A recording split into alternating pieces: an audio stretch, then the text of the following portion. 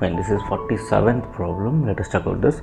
Find the simple interest on rupees 5,000 at the rate of 7.5% for a period of 3 years. It's very simple one. They have given principal. Principal is equal to 5,000. Right. The rate of interest they have given, that is 7.5% per annum, and as well as T they have given, that is 3 years. But we have to find out I. We know I is equal to PRT by 100. Right. What is P? That is 5,000 into R is 7.5%.